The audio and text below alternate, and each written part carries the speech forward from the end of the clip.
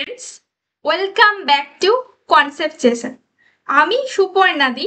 আজকে আমরা শুরু করব প্ল্যান্ট কিংডম অর্থাৎ উদ্ভিদ রাজ্যের লেকচার নাম্বার 2। তো ফার্স্ট লেকচারে আমরা কভার করেছিলাম অ্যালগির সম্পর্কে। পুরো অ্যালগি আমরা অর্থাৎ শৈবাল যে ছিল টপিক, সেই টপিক আমরা পুরো কমপ্লিট করেছি। এরপরে আজকে আমাদের টপিকস হচ্ছে মশবর্গ এবং ফার্নবর্গ। তো মশবর্গ বা ব্রায়োফাইটা, ফার্নবর্গ বা টেরিডোফাইটা, আজকে এই দুটো টপিকস আমরা এই লেকচারে পুরো কভার করব।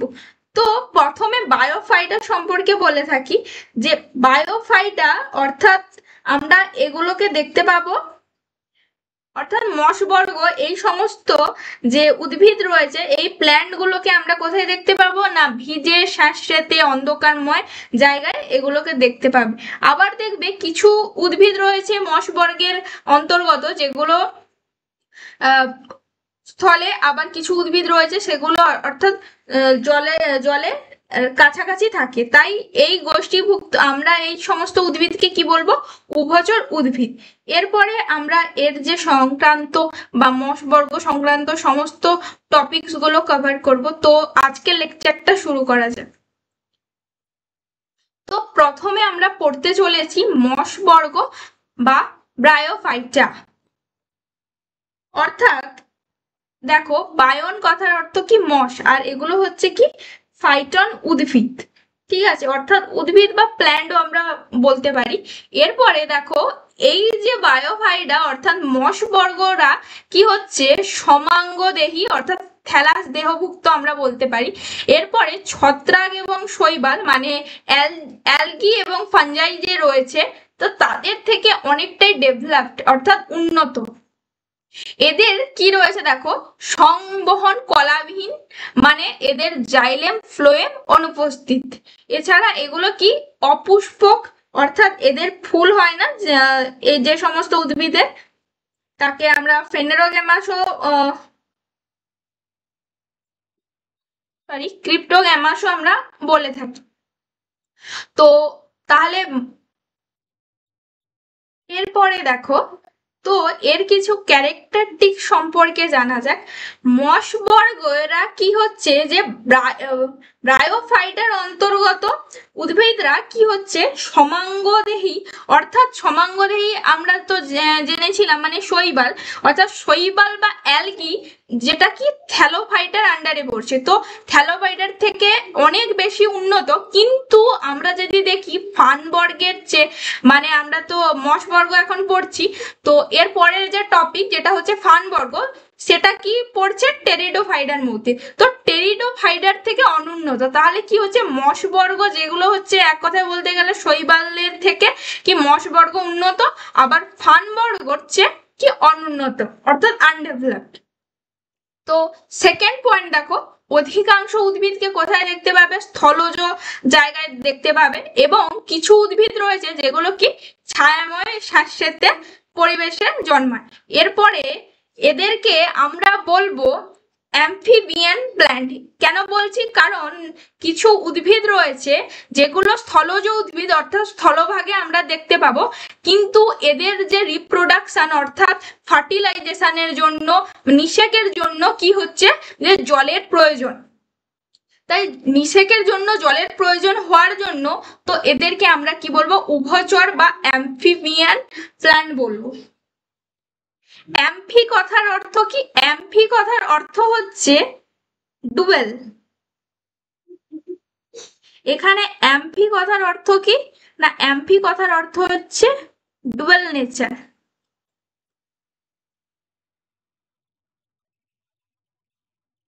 তো এগুলো কি ডুয়েল নেচার কি দেখাচ্ছে, যেমন কিছুটা কি হচ্ছে সয়েলের মধ্যে থাকছে, আবার যে তাদেরকে রিপ্রোডাকশনের জন্য কি হচ্ছে ওয়াটারের দরকার হচ্ছে। তাই আমরা একে বলছি উভচর উদ্ভিদ বা অ্যাম্ফিবিয়ান প্ল্যান্ট। তো নিশ্চয়ই এটা তোমাদের ক্লিয়ার হয়েছে। নেক্সট আমরা চলে আসব ব্রায়োফাইটার জীবন চক্রে। দেখো, দুই ধরনের বায়োফাইটার জীবন চক্রে আমার আমরা দুই ধরনের দেহ দেখতে পাবো, একটা হচ্ছে লিঙ্গধর দেহ আর একটা হচ্ছে রেণুধর দেহ। লিঙ্গধর দেহকে আমরা কি বলবো? Gametophytic body.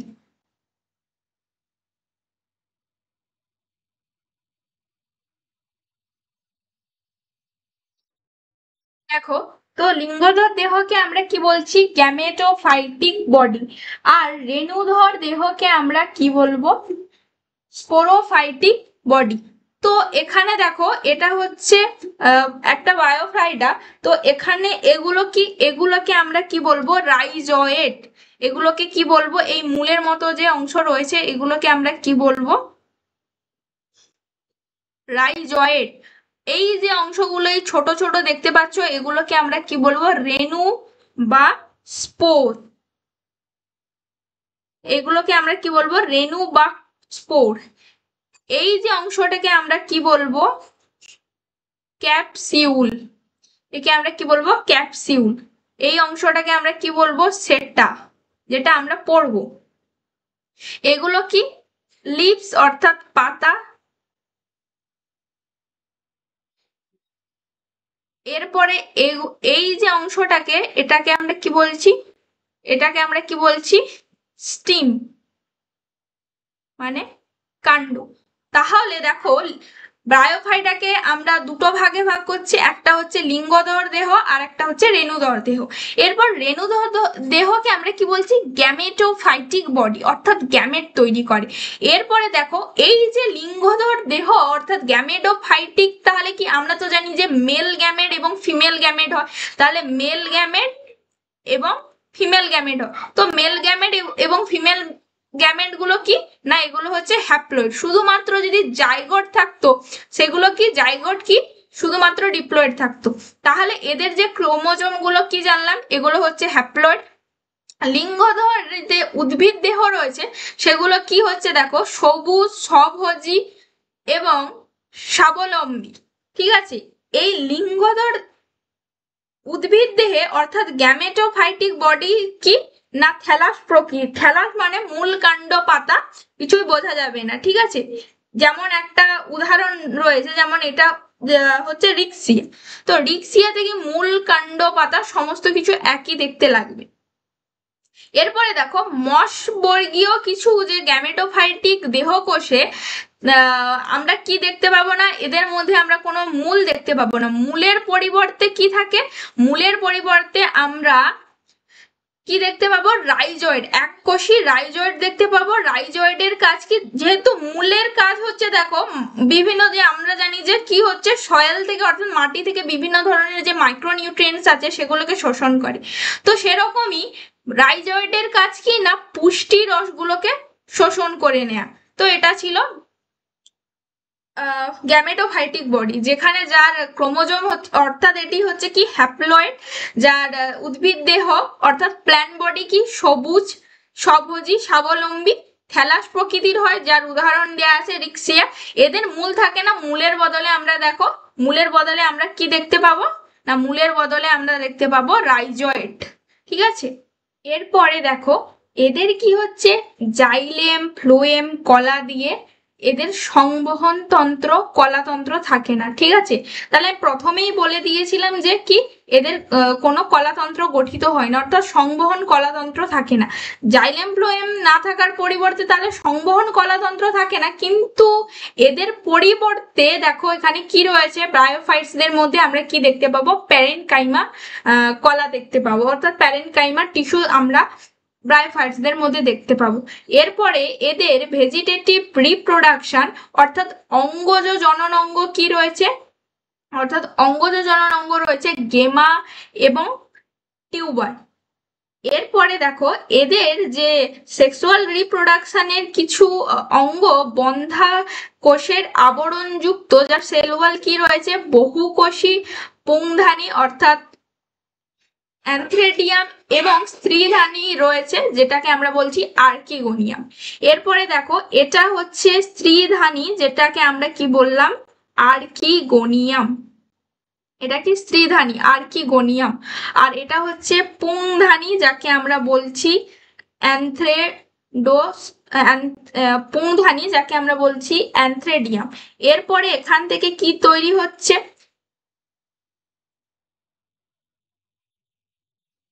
অর্থাৎ আর্কিগোনিয়াম থেকে তৈরি হচ্ছে আর্কিওগোনিয় স্পোর তৈরি হচ্ছে, অর্থাৎ রেণু তৈরি হচ্ছে।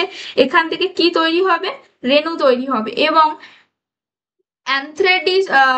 অ্যান্থ্রেডিয়াম থেকে কি হবে, অ্যান্থ্রেডিয়াম থেকে অ্যান্থ্রেডিওস্পোর তৈরি হবে, অর্থাৎ এটা হচ্ছে কি মেল গ্যামিট। তো দেখো এর মধ্যে কি রয়েছে, এটা হচ্ছে একটা মার্কেনসিয়া। এরপরে এর হচ্ছে এটা কি ফিমেল থ্যালাস আমরা বলতে পারি, এটা হচ্ছে মেল থ্যালাস, যার মধ্যে দেখো রয়েছে কি রয়েছে রাইজয়েডস রয়েছে। এটাকে আমরা কি বলছি, এর ভেজিটেটিভ রিপ্রোডাকশনের কিছু অঙ্গ রয়েছে যাকে আমরা কি বলছি গেমা কাপ। এখানেও দেখো মেল থ্যালাসের মধ্যে আমরা কি দেখতে পাবো, গেমা কাপ দেখতে পাবো। এগুলো কি হচ্ছে, এগুলো সমস্ত কিছু হচ্ছে ইউনিসেলুলার। এছাড়াও আমরা এদের দুটোতেই কি তৈরি করছে, স্পোর তৈরি করছে। আর কি কেন, গনোস্পোর এবং অ্যান্থ্রেডিওস্পোর দুটোতেই তৈরি করছে। এভাবে এরা কি করে, এভাবে এরা রিপ্রোডাকশন ঘটিয়ে থাকে। নেক্সট আমরা চলে আসবো স্পোরোফাইটিক বডি। স্পোরোফাইটিক বডি মানে কি, স্পোরোফাইটিক বডি মানে হচ্ছে রেণুধর দেহ। রেণুধর দেহতে কি দেখো, রেণুধর দেহতে এদের যে ভ্রূণ রয়েছে সেই ভ্রূণগুলো, অর্থাৎ জাইগোটটা কি এমব্রিও যাকে আমরা বলছি, সেই এমব্রিওটা বিভাজিত হয়ে কি করে প্ল্যান্ট বডি অর্থাৎ উদ্ভিদ দেহ ডেভেলপ করে বা গঠন করতে থাকে। এদের কি হচ্ছে দেখো, রেণুধর দেহ ডিপ্লয়েড, আমরা তো জানি যে ডিপ্লয়েড মানে হচ্ছে কি না 2n প্রকৃতির হবে। রেণুধর দেহে কি রয়েছে, ক্যালিপ্ট্রা রয়েছে নামে এক ধরনের আবরণ বা ওয়াল রয়েছে, সেল ওয়ালও আমরা বলতে পারি, যার নাম হচ্ছে ক্যালিপ্ট্রা। এরপরে কি না রেণুধর দেহ অর্থাৎ স্পোরোফাইটিক দেহ সবসময় কি হচ্ছে গ্যামেটোফাইটিক যে বডি রয়েছে অর্থাৎ তাদের সঙ্গে যুক্ত হয়ে লিঙ্গধর দেহ কে অর্থাৎ গ্যামেটোফাইটিক বডি থেকে কি করে বিভিন্ন ধরনের নিউট্রিয়েন্টস গুলো সংগ্রহ করে থাকে। তাহলে কি যে স্পোরোফাইটিক বডি কার থেকে নিউট্রিয়েন্ট সংগ্রহ করে না গ্যামেটোফাইটিক বডি থেকে, ঠিক আছে। এরপরে দেখো পরিণত যে সমস্ত রেণুধর গুলো কি হচ্ছে কেবলমাত্র কি হচ্ছে গোলাকার কিছু ক্যাপসুল রয়েছে, সেগুলো নিয়ে এদের স্ট্রাকচার গুলো গঠিত হয়েছে। যেমন রিক্সিয়াতে কি হচ্ছে ফুট বা পথ, সিটা বা বৃন্ত সেটাও আমরা বলতে পারি, বা ক্যাপসুল নিয়ে গঠিত হয়েছে, যেমন হচ্ছে পোগ্যানেটাম এবং পলিট্রিকাম, এগুলোতে আমরা দেখতে পাবো। তাহলে রেণুধর দেহতে কি হচ্ছে, তাহলে দেখতে পাচ্ছ যে এগুলো সাধারণত ডিপ্লয়েড হয়, কিছু ধরনের যে আবরণ থাকে যেটাকে কি করে স্পোরোফাইটিক বডিকে ঢেকে রাখে, যেটা ক্যালিপ্ট্রা। এবার এরা মাইক্রোনিউট্রিয়েন্টস গুলো সংগ্রহ করে কোথা থেকে না গ্যামেটোফাইটিক বডির কাছ থেকে, ঠিক আছে। এছাড়াও এদের আমরা কি দেখতে পাবো, স্পোর, বিভিন্ন ধরনের স্পোর দেখতে পাবো, হোমোস্পোর দেখতে পাবো, হেটেরোস্পোর, হোমোস্পোর বিশেষ করে আমরা সমাকৃতি সম্পূর্ণ কিছু স্পোর দেখতে পাবো, যেগুলো কি হবে সেই রেণু মাতৃকোষগুলো বিভাজিত হয়ে 2n থেকে বিভাজিত হয়ে কি হবে হ্যাপ্লয়েড অর্থাৎ ডিপ্লয়েড সেলটা বিভাজিত কি হয়ে কি হবে হ্যাপ্লয়েড সেল গঠন করবে, যেখান থেকে পরবর্তীকালে সেই যে স্পোরোফাইটিক দেহ থেকে পুংধানী এবং স্ত্রীধানী তৈরি হবে, যেখান থেকে এই যে পুংধানী থেকে কি হবে যে বিভিন্ন স্পাম উৎপাদন হবে এবং স্ত্রীধানী থেকে কি হবে ডিম্বাণু উৎপন্ন অর্থাৎ এগ উৎপন্ন হবে, তারপর সেখান থেকে আবার কি হবে যে জাইগোট উৎপন্ন হবে। এইভাবে এই যে স্পোরোফাইটিক দেহ অর্থাৎ রেণুধর দেহ গঠিত হয়েছে। এরপরে আমরা কিছু এক্সাম্পল দেখে নেব, যে এক্সাম্পলে রয়েছে কি রয়েছে রিক্সিয়া রয়েছে, মার্কেনসিয়া, ফিউনারিয়া, তো পলিট্রিকাস, ফ্যাগনাম। তো দেখো রিক্সিয়াতে কি রয়েছে, দেখো রিক্সিয়াতে এটাকে আমরা কি বলছি স্কেল বলছি, এটা হচ্ছে স্পোরোফাইট বডি রয়েছে, একে আমরা কি বলছি এদের যে মূলতন্ত্র থাকে না মূলতন্ত্রের বদলে কি থাকে রাইজয়েড, এবং এদের যে দেহকে কি বলছি দেহতে কি মূল কাণ্ড পাতা কিছুই নেই, তাই এদের দেহ কি থ্যালাস দেহ প্রকৃতি। এটা হচ্ছে অঙ্গজ খাঁজ এবং এর মধ্যে কি রয়েছে স্কেল রয়েছে। এরপরে আমরা চলে আসব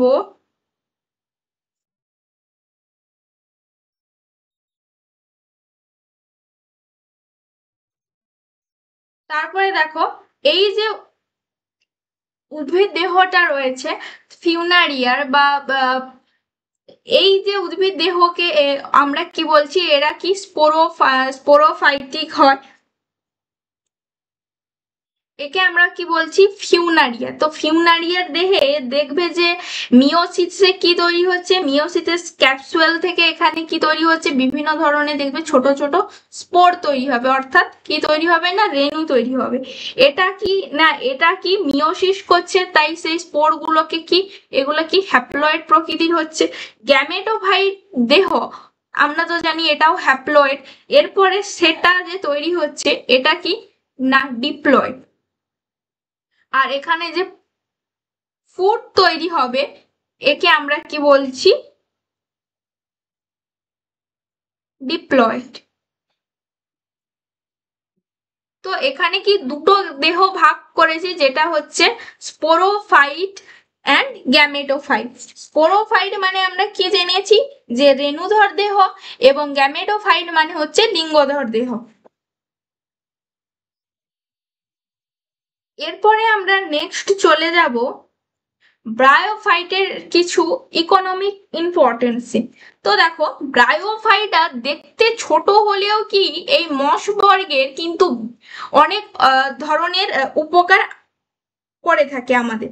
তো দেখো অর্থনৈতিক গুরুত্ব হিসাবে আমরা ইকোনমিক ইম্পর্টেন্স হিসাবে বলতে পারি যে পিট মৃত্তিকা গঠন করে। তো পিট মৃত্তিকা কি, দেখো কিছু ধরনের যে মৃত্তিকাগুলো যেখানে হচ্ছে পাহাড়ি অঞ্চলে, যেখানে অনেক সময় কি হয় ভূমিকম্পর ফলে কি হয় যে ধস নেমে যায়, তখন ওই যে মশ বর্গ কি একসঙ্গে মিলে জন্মালে সেটা কি করে পিট সয়েল বা পিট মাটি গঠন করে, এবং ওখানে কি হচ্ছে তখন কি হয় যে মাটিতে কি হয় জল ধারণ ক্ষমতা বেড়ে যায়। সেটা কি আবার চাষের পক্ষে উপযোগী বা কোনো মাটিকে ধরে রাখার পক্ষে উপযোগী, যাতে হলে কি হচ্ছে ওই মাটিগুলো একসঙ্গে থাকলে কি হয় যে জল ধারণ ক্ষমতাটা ডেভেলপ করে। তো দেখো পিক মৃত্তিকা গঠন করে কে না ফ্যাগনাম জাতীয় এক ধরনের মশ আছে, সেই মশগুলো কি করে যে পিট সয়েল গঠন করে, যেখানে কি জল ধারণ ক্ষমতা বেশি হওয়ার জন্য এগুলো কি চাষের উপযোগী হয়। এছাড়াও যে বিভিন্ন ধরনের মোড়ক বাঁধাইয়ের কাজ করে, যে শুকনো যে ফ্যাগনাম গুলো অর্থাৎ এই ধরনের মশেরা কি করে মোড়ক বাঁধাইয়ের কাজ করে।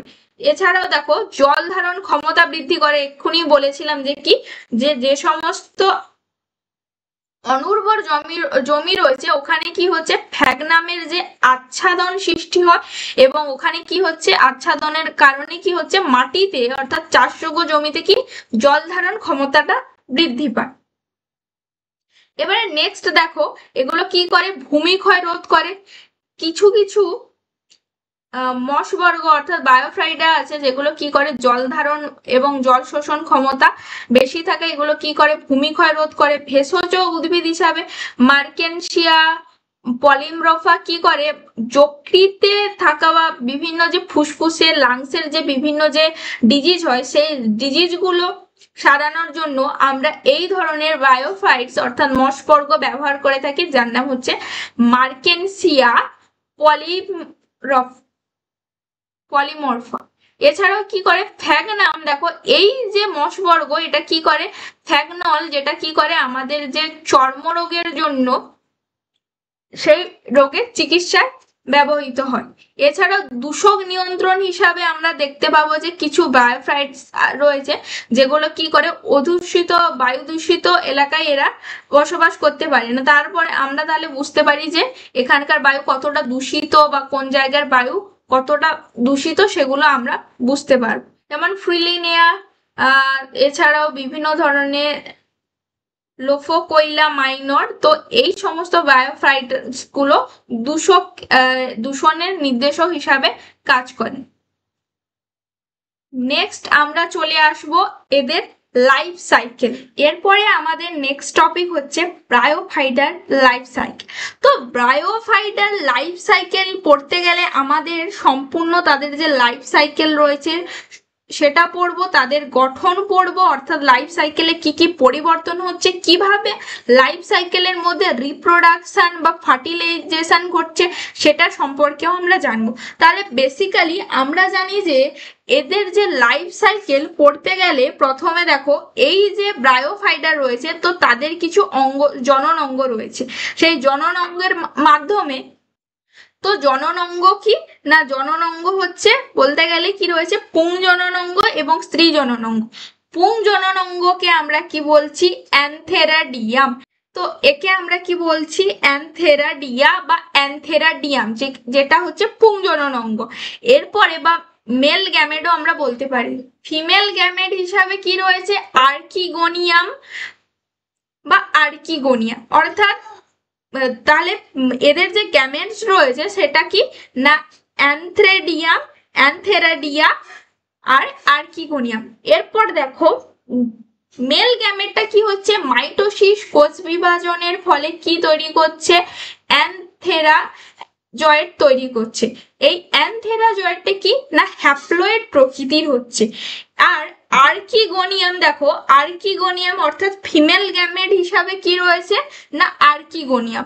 এই আর্কিগোনিয়াম টা কি, যে এখানে কি হচ্ছে স্ত্রীধানী, যেটাকে দেখতে কি অনেকটা দেখো ফ্লাক্স আকৃতির হচ্ছে। এই ফ্লাক্স আকৃতির দেখতে এই কোষটার, তার মধ্যে কি রয়েছে, এক্সেল বা ডিম্বকোষ। তো এখান থেকে মাইটোসিসে কি তৈরি হচ্ছে না, এখান থেকে মাইটোসিসে কি তৈরি হচ্ছে, মাইটোসিস কোষ বিভাজনে কি তৈরি হচ্ছে না, ডিম্বকোষ বা এক্সেল। তো এক্সেলের এই ডিম্বকোষের মধ্যে যে নিউক্লিয়াস রয়েছে, নিউক্লিয়াসের মধ্যে কি রয়েছে না, নিউক্লিয়াসের মধ্যে রয়েছে ডিম্বাণু। এটা ডিম্বাণুটা কি না, ডিম্বাণুটা হচ্ছে হ্যাপ্লয়েড। আর এখান থেকে অ্যানথ্রেডিয়াম থেকে যেটা অ্যানথ্রাজয়েড তৈরি হলো, অর্থাৎ পুংধানী থেকে যেটা গোলাকার ডিম্বাকার অংশ একটা তৈরি হলো, যেটা কি একটা জ্যাকেটের স্তরের মতো বিশিষ্ট। তো একে আমরা পুংজনন কোষও বলে থাকি বা অ্যানথ্রাজয়েডও আমরা বলে থাকি।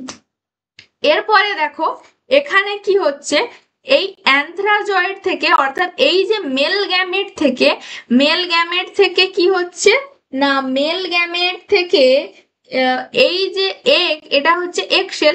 তো এক্সেলের কাছে কিভাবে নিষেক ঘটছে না, এক্সেলের কাছে এদের আমরা তো আগেই পড়েছি এটা কি অ্যাম্ফিবিয়ান অর্থাৎ উভচর উদ্ভিদ।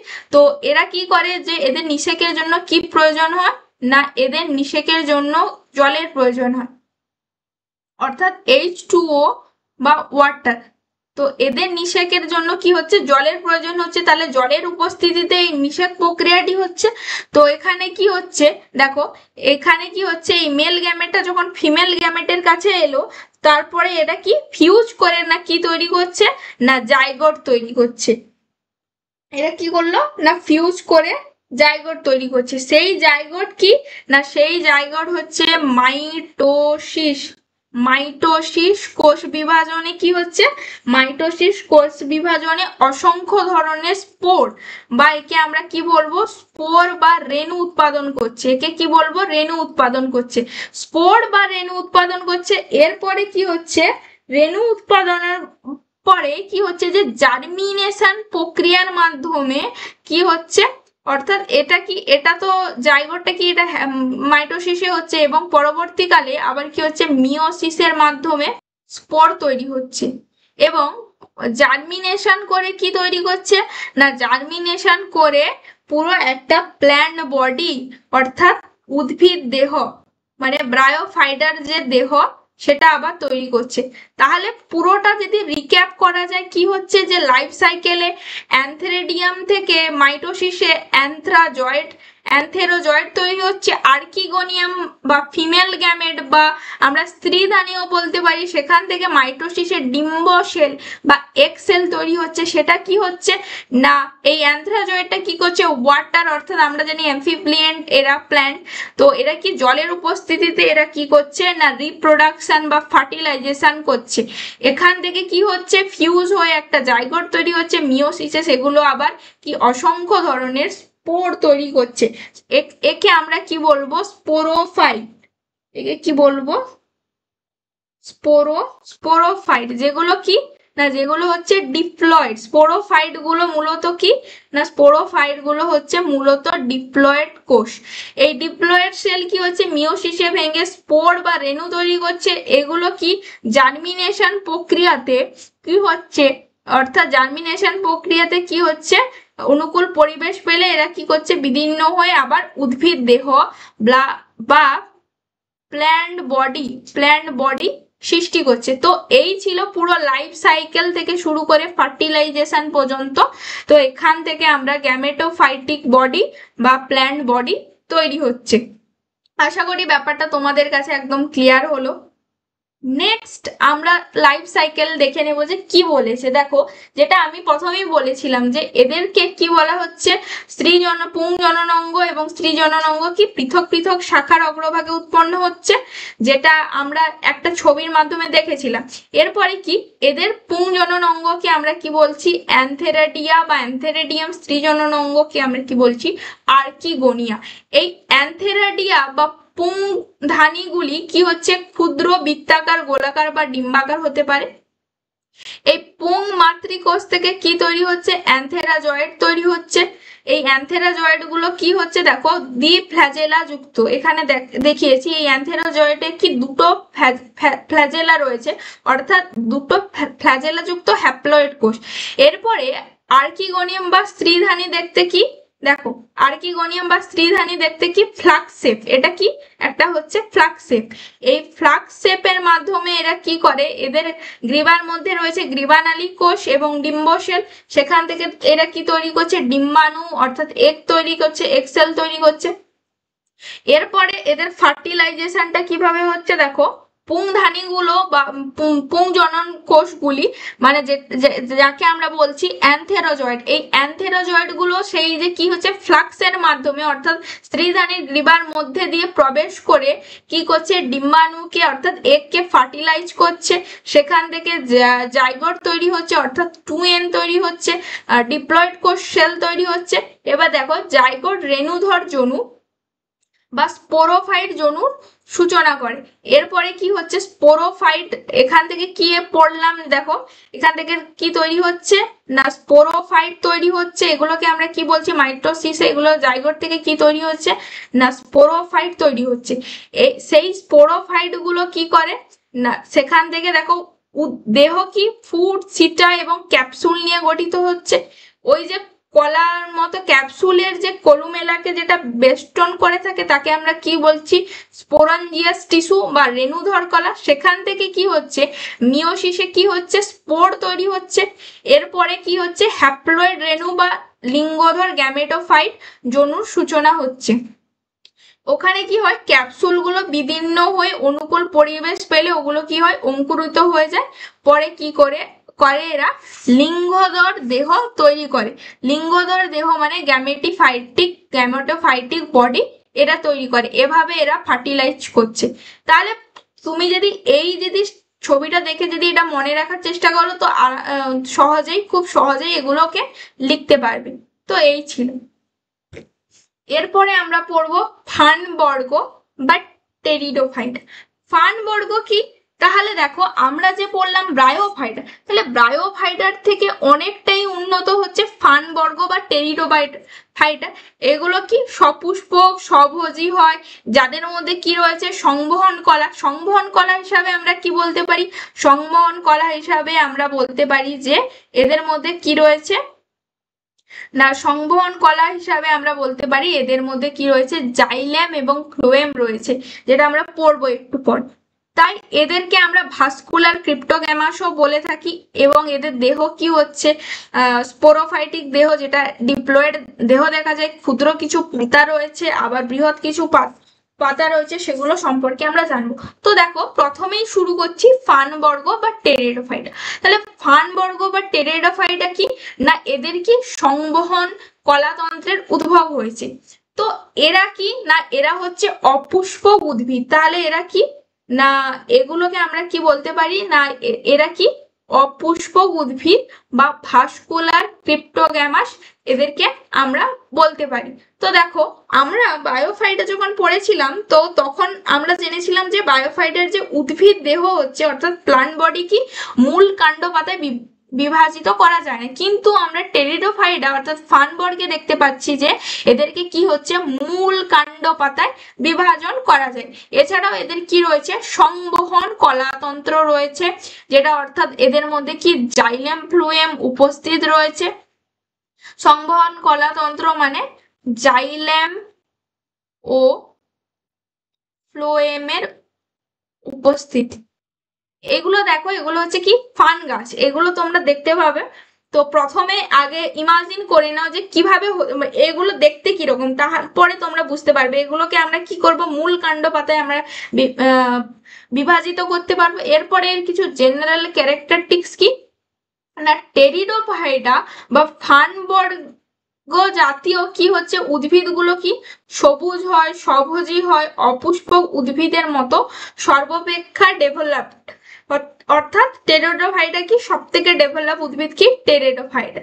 এরপরে কি দেখো এগুলো কি আর্দ্র ছায়াময় পরিবেশে তুমি দেখতে পাবে। এই সমস্ত ফানবর্গ যে সমস্ত উদ্ভিদ রয়েছে সেগুলোকে আমরা কোথায় দেখতে পাবো না ছায়াময় পরিবেশে। এছাড়া কি এদের উদ্ভিদ দেহ ডিপ্লয়েড অর্থাৎ টুয়েন প্রকৃতির হয়, এদের কি মূল কাণ্ড পাতায় বিভক্ত হয়েছে।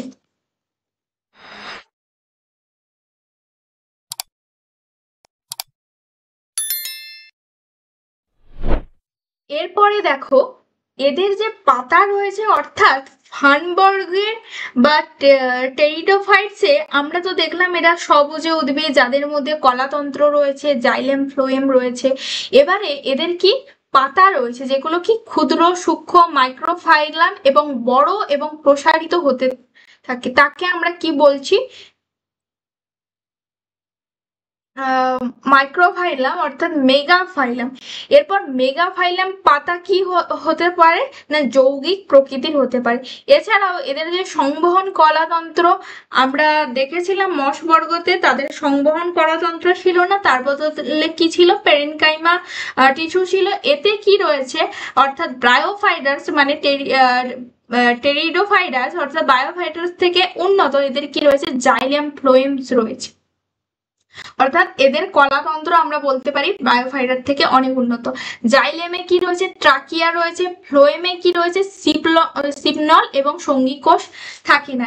এছাড়াও এদের মধ্যে কি রয়েছে সমরেণু রয়েছে যাকে আমরা বলছি হোমোস্পোরাস বা অসম রেণু রয়েছে হেটারোস্পোরাস প্রকৃতির হয়। এই অসম রেণুগুলো অর্থাৎ হেটারোস্পোরাস যে স্পোর রয়েছে এগুলো কি ক্ষুদ্র রেণুকে আমরা কি বলছি মাইক্রোস্পোর। পুং রেণু অপেক্ষাকৃত বড় রেণুগুলোকে আমরা কি বলবো মেগাস্পোর বা স্ত্রী রেণু। এগুলোকে আবার এদের মধ্যে স্ত্রীলিঙ্গধর উদ্ভিদ যারা সৃষ্টি করে তাদেরকে আমরা কি বলবো যারা কি করে স্ত্রীলিঙ্গধর উদ্ভিদ সৃষ্টি করে তাকে আমরা কি বলছি প্রোথেলাস বলছি। এরপরে দেখো কিছু সহবাসী কিছু গ্যামেটোফাইট উদ্ভিদে আমরা কি দেখতে পাবো পুংধানী স্ত্রীধানী মানে অ্যান্থ্রেরেডিয়া অর্থাৎ আর কি দেখতে পারবো আর্কিগোনিয়াম আমরা দেখতে পাবো। এছাড়াও এগুলো থেকে আমরা এক্সেল দেখতে পাবো, তারপর সেখান থেকে জাইগোট হবে, জাইগোট এরপরে এখানে কি বীজ সৃষ্টি হয় না। এছাড়াও এদের কি হচ্ছে জনুক্রম আমরা দেখতে পাবো। তো এরা কি এদের যে উদ্ভিদ টেরিডোফাইটার উদ্ভিদ দেহ আমরা কি জানি যে উদ্ভিদ দেহ অর্থাৎ এরা কি হচ্ছে ডিপ্লয়েড প্রকৃতির। এরা কি আমরা জানি যে এরা কি না ডিপ্লয়েড প্রকৃতির হয়ে থাকে। এদের কি মূল কাণ্ড পাতা তিনটে রয়েছে। এদের পাতাগুলো কি আমরা পড়লাম যে মেগাফাইলাম এবং মাইক্রোফাইলাম দুটো পাতায় এরা অন্তর্ভুক্ত। জাইলেম ফ্লোয়েম রয়েছে কি আর একটা জিনিস যে এদের কি বীজ সৃষ্টি হয় না। একটা জিনিস আমরা কি জানবো এদের বীজ সৃষ্টি হয় না। তো এই ছিল টেরিডোফাইটার কিছু জেনারেল ক্যারেক্টারিস্টিক্স। এরপরে আমরা নেক্সট চলে আসব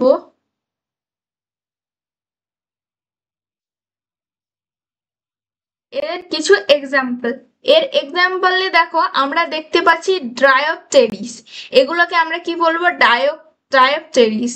এরপরে দেখো লাইকোপোডিয়াম, এগুলোকে আমরা বলছি লাইকোপোডিয়াম। এগুলোকে আমরা জানি যে এগুলো কি শুষ্নী শাক। এই শুষ্নী শাক কি আমরা খাদ্য হিসাবে গ্রহণ করে থাকি, যার নাম হচ্ছে মার্সিলিয়া মিনিউটা। এরপরে দেখো ইকুইজিটাম, এগুলোকে আমরা কি বলছি, টেরিস, মানে এগুলো সমস্ত কিছু বায়োফাইডাস, টেরিডোফাইডাস বা ফার্ন বর্গের অন্তর্ভুক্ত। নেক্সট আমরা চলে আসবো ইকোনমিক ইম্পর্টেন্স অফ টেরিডোফাইডাস। তো দেখো ইকোনমিক ইম্পর্টেন্স বলতে আমরা কি বুঝি, ইকোনমিক ইম্পর্টেন্সে টেরিডোফাইডা কি খুব গুরুত্বপূর্ণ, মানে বিভিন্ন ভাবে আমরা টেরিডোফাইডা ব্যবহার করে থাকি। এরপরে দেখো শুষ্নী শাক, যেটা আমরা খাদ্য রূপে গ্রহণ করি, যার নাম হচ্ছে মার্সিলিয়া ট্রায়োপটেরিস। এগুলোকে কি করে না, এগুলোকে আমরা কি করি যে বিটক হিসাবে ব্যবহার করে থাকি। বিটক যেগুলো দেখো এগুলো হচ্ছে শুষ্নী শাক আমরা বলে থাকি। এই শুষ্নী শাকের এগুলো কি বিটক অংশ অর্থাৎ শাক অংশ কি আমরা কি করি খাদ্য হিসাবে গ্রহণ করে থাকি এগুলো। অস্ট্রেলিয়ায় মার্সিলিয়াস পেরিস্কোপ থেকে কি হয়, এক ধরনের বিশেষ নার্ডো বলে কি করা হয়, যে এক ধরনের বিশেষ কেক তৈরি করা। তো এগুলো থেকে তোমাদের সচরাচর কোশ্চেন আসতে পারে, যে এখান থেকে কোনো একটা ব্রায়োফাইটস উল্লেখ করে দিল যে সেখান থেকে কি করা হয়, সেখানে তোমাদের কোশ্চেন আসতে পারে। ওষুধ রূপে আমরা ব্যবহার করে থাকি যেমন লাইকোপোডিয়াম, উদ্ভিদের কাণ্ড, রেণু, যে বিভিন্ন ধরনের স্টমাক পেন বা বৃক্কের যে রোগ থাকে সেই সমস্ত মেডিসিন হিসাবে আমরা লাইকোপোডিয়াম নামে এক ধরনের ব্রায়োফাইটস গুলো ব্যবহার করে থাকি। এই বায়োফাইটস গুলোর মাধ্যমে কি হয়, বিভিন্ন যে দুরারোগ্য রোগের যে ব্যাধির চিকিৎসা করা হয়, অর্থাৎ এখান থেকে কিছু মেডিসিনও প্রস্তুত করা হচ্ছে। এরপরে দেখো আমরা চলে আসবো মার্সিলিয়া। মার্সিলিয়াতে কি করা হয় না, মার্সিলিন নামে এক ধরনের মার্সিলিন পাওয়া যায়, যেটা আমাদের যে নার্ভাস সিস্টেম রিলেটেড কিছু রোগ থাকে, অর্থাৎ সেন্ট্রাল নার্ভাস সিস্টেমের ওষুধ হিসাবে, অর্থাৎ স্নায়ুর যে রোগ থাকে সেই স্নায়ু রোগের ওষুধ হিসাবে ব্যবহার করা হয়, যার নাম কি না মার্সিলিয়া। নেক্সট আমরা চলে আসবো বায়ো ফার্টিলাইজার।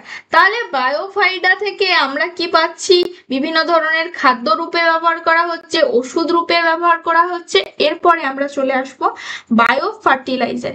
তো বায়ো ফার্টিলাইজারে দেখো এটা এক ধরনের লাল অ্যালগি বা অ্যাজেলা আমরা বলতে পারি, বা শৈবাল গুলো দেখো এগুলো হচ্ছে সবুজ কালারের, এইগুলো কি সবুজ আর এগুলো হচ্ছে লাল, তাহলে এগুলো কি বিভিন্ন কালারের হতে পারে।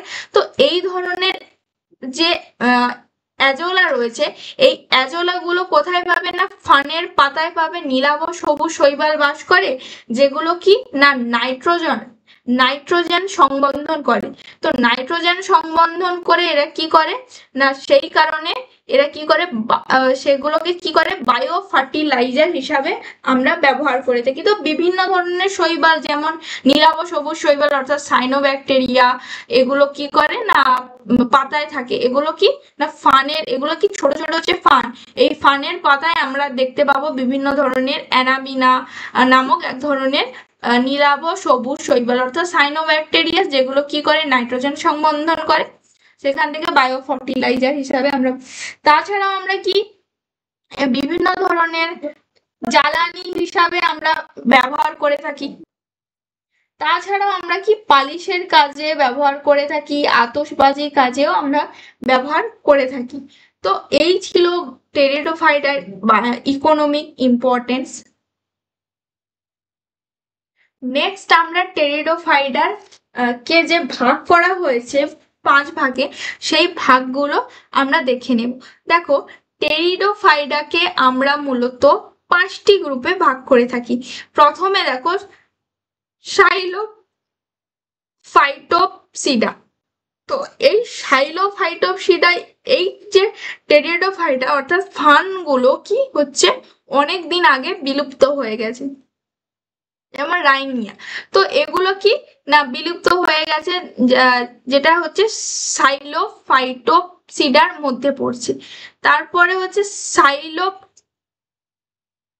সাইলোটোপসিডা কি না এদের কি হচ্ছে তুমি মূল দেখতে পাবে না, এদের কি রাইবোজোম এবং বিভিন্ন ধরনের শাখা রয়েছে, আর এগুলো বিভিন্ন ধরনের সেল ওয়ালও দেখা যাবে, এবং বহু ফ্ল্যাজেলা রয়েছে, এদের মধ্যে কি রয়েছে না ফ্ল্যাজেলা ফ্ল্যাজেলা দেখতে পাবে, যেমন হচ্ছে পিসিলোটাম, তো এটাতে দেখতে পাবে। এছাড়াও অ্যানথেরাজয়েড, অ্যানথেরাজয়েড কি অ্যানথেরা এরপরে দেখো আমরা লাইকোপসিডাতে হোমোস্পোরাস দেখতে পাবো, অর্থাৎ সমরেণু দেখতে পাবো, হেটেরোস্পোরাস রেণু দেখতে পাবো, যেমন লাইকোপোডিয়াম, যার উদাহরণ কি না লাইকোপোডিয়াম। লাইকোপোডিয়ামের মধ্যে আমরা লাইকোপসিডা দেখতে পাবো। এরপর ফেনোরোপসিডা, ফেনোরোপসিডাতে দেখো ফেনোরোপসিডাকে আমরা সাধারণত কি বলে থাকি না হর্সটেল বলে থাকি। এগুলো বিলুপ্ত জীবিত কিছু প্রজাতি রয়েছে, যেমন ইকুইসিটাম, এটা কি না এটা কি হচ্ছে এক ধরনের জীবিত প্রজাতি, জীবিত পিসিস, অর্থাৎ লিভিং পিসিস। তো এদের মধ্যে কাণ্ড পর্ব আমরা দেখতে পাবো। এরপরে আমরা আসবো টেরিপসিড। টেরিপসিডাতে কি না এই প্রজাতি বিশ্বে আর বিভিন্ন জায়গায় পাওয়া যায়, যাদের মধ্যে কি রয়েছে রাইজয়েড এবং রেমেন্ডা থাকে, এবং এদেরকে অঙ্কদেশে এদের কি সরাই রয়েছে, যেমন হচ্ছে ডারিওটিরাস। তো এদের 5 ভাগে, যেমন সাইলোফাইটোপসিডা, সাইলোটোপসিডা, লাইকোপসিডা, স্পেনোপসিডা এবং টেরোপসিডা। তো এই 5 ভাগ ছিল টেরিডোফাইটার। তো নেক্সট আমরা চলে আসব লাইফ সাইকেল অফ টেরিডোফাইট। তো দেখো লাইফ সাইকেলে আমরা যেমনটা পড়েছিলাম যে এরা কি মূল কাণ্ড পাতায় বিভিন্ন অংশে এরা কি হয়েছে বিভেদিত হয়ে আছে। তাহলে একে আমরা কি বলছি মূল কাণ্ড পাতা, এটা তো জানো যে মূল, এগুলো কি কাণ্ড, এটা কি না মূল, আর এগুলো কি পাতা। তো দেখো আর এই যে ছোট ছোট এগুলো দেখছো এগুলো কি হচ্ছে রেণুস্থলী, যাকে আমরা কি বলছি স্পোরোগোনিয়া। এগুলো হচ্ছে রেণুস্থলী বা স্পোরোগোনিয়া। সেখান থেকে কি তৈরি হবে না সেখান থেকে কি হচ্ছে না মিওসিস ঘটছে। তাহলে এই স্পোরোগোনিয়াতে কি হচ্ছে মিওসিস ঘটছে, মিওসিস ঘটে কি তৈরি হচ্ছে এন তৈরি হচ্ছে, অর্থাৎ হ্যাপ্লয়েড কোষ তৈরি হচ্ছে। এই যে রেণুস্থলী বা স্পোরোগোনিয়া এটা কি ডিপ্লয়েড কোষ। তো কি হচ্ছে দেখো ডিপ্লয়েড কোষ থেকে ধীরে ধীরে কি হচ্ছে হ্যাপ্লয়েড কোষে রূপান্তরিত হতে থাকছে। এরপর এটা কি করছে না জার্মিনেট করছে, জার্মিনেট করে কি তৈরি করছে বহুকোষী বা প্রোস্থ্যালাস তৈরি করছে।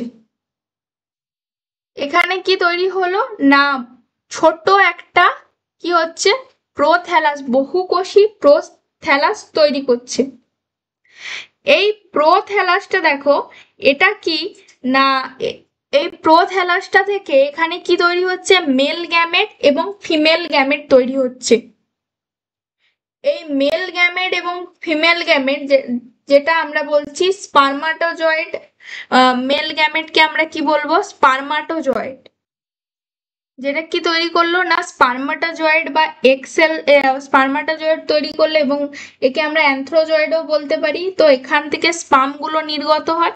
এরপরে দেখো এদের যে রিপ্রোডাকশন করার জন্য কি হচ্ছে এখানে বা ফিউজ করার জন্য কি প্রয়োজন হচ্ছে, আমরা জানি যে এখানে হচ্ছে রিপ্রোডাকশন করার জন্য কি হচ্ছে H2O অর্থাৎ জলের প্রয়োজন হচ্ছে। তো জলের যখন এগুলো থাকে তখন এগুলো কি না এগুলোকে রিপ্রোডাকশন করার মাধ্যমে এরা কি করে না জাইগোট সৃষ্টি করে। এটা কি না জাইগোট। জাইগোট তৈরি করবে, যেটা কি না ডিপ্লয়েড কোষ। এই ডিপ্লয়েড কোষ থেকে কি হবে না এমব্রিও তৈরি হবে, যেখান থেকে কি হচ্ছে না প্ল্যান্ট বডি তৈরি হচ্ছে, অর্থাৎ পরিণত ফান তৈরি হচ্ছে। সেই পরিণত ফান এগুলো হচ্ছে ডিপ্লয়েড, আবার সেখান থেকে কি তৈরি হবে না পূর্ণ ফানবর্গ অর্থাৎ প্ল্যান্ট বডি তৈরি হবে। তো এখানে দেখো তো লাইফ সাইকেলে কি হচ্ছে যে এখান থেকে এই যে স্পোর গুলো স্পোরেঞ্জিয়া থেকে এই স্পোর গুলো তৈরি হচ্ছে, যেটা মিয়োসি বিভাজনে কি করছে স্পোর তৈরি করছে, জার্মিনেট করে বহু কোষে একটা সেল তৈরি করছে যাকে আমরা বলছি প্রোথ্যালাস। সেগুলো আবার কি হচ্ছে দুটি ভাগে বিভক্ত হচ্ছে। তো এর পুংধানীকে আমরা কি বলছি, সেখান থেকে কি তৈরি হচ্ছে স্পার্মাটোজয়েড বা অ্যানথ্রোজয়েড তৈরি হচ্ছে। এই এগুলো দুটোই তখন কি হ্যাপ্লয়েড, অর্থাৎ হ্যাপ্লয়েড সেল আবার কি করছে যে H2 এর উপস্থিতিতে রিপ্রোডাকশন করছে, অর্থাৎ মাইটোসিসে এটা কি তৈরি করছে না জাইগোট তৈরি করছে। জাইগোট থেকে এরপরে কি হচ্ছে না পুনরায় আবার কি হচ্ছে না রেণুধর দেহ সৃষ্টি হচ্ছে। তো এখানে কি ডিপ্লয়েড থেকে মাতৃকোষ কি করে না মিওসিসে কি করছে না হ্যাপ্লয়েড কোষ সৃষ্টি করছে। তো এই ছিল পুরো লাইফ সাইকেল বা জীবন চক্র। আশা করি তোমাদের ক্লাসটা আজকে বুঝতে পেরেছো এবং ভালো লেগেছে। যদি ভালো লেগে থাকে তাহলে অবশ্যই কমেন্ট করে জানিও। তো দেখা হচ্ছে তোমাদের সঙ্গে নেক্সট ক্লাসে।